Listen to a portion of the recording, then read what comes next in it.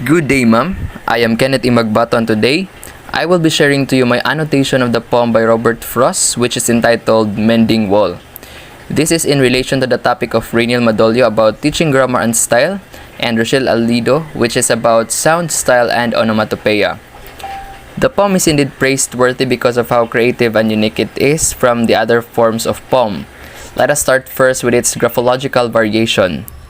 Here in my annotation, I use the purple longitudinal line to indicate that the entire poem does not conform to the conventional structure of a poem, wherein the conventional structure would usually comprise of 4 or more stanzas, has the same meter pattern, and has rhymes in it as well. Other than the purple longitudinal line, I also identified the lines in the poem that signifies the difference of the poem's measurement of syllables by underlining them with purple lines. The meter patterns in the poem usually ranges from 10 to 11 syllables. For us to easily cite these lines, allow me to mention these lines for you. First, and eat the cones under his pines, I tell him. Second, he only says, good fences make good neighbors. Third is, spring is the mischief in me and I wonder. Fourth and last, he says again, good fences make good neighbors. Again, these are the lines that exceeded the dominant meter pattern of the poem, which is 10. Moving forward, let us talk about the poem's level of narration.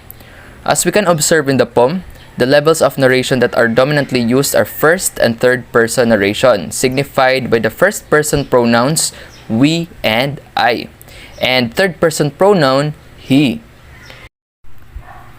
In my annotation, I utilize the black longitudinal line to indicate that the entire poem is using first and third person narration.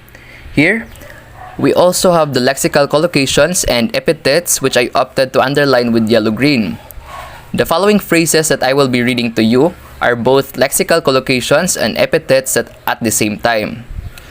Yelping dogs, spring mending time, outdoor game, apple orchard, and apple trees are convincingly lexical collocations because these are combinations of varying lexical categories. Consequently, the terms yelping, spring, outdoor, and apple are modifiers to the heads dogs, mending time, game, orchard, and trees respectively, making these phrases epithets other than being lexical collocations.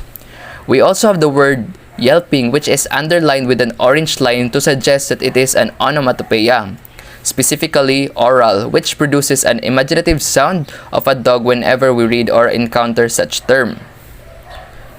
Comparative textology, on the other hand, are texts that are usually compared on the basis of related or contrasting themes, and there is little doubt that particular features of a text are placed in sharper relief through a process of comparison.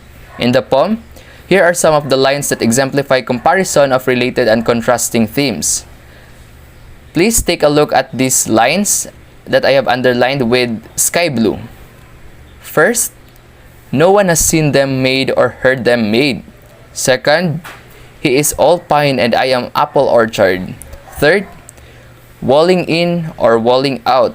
Fourth and last, bringing a stone grasped firmly by the top in each hand, like an old stone savage armed. Again, those are my observations from the poem entitled Mending Wall, and thank you for listening.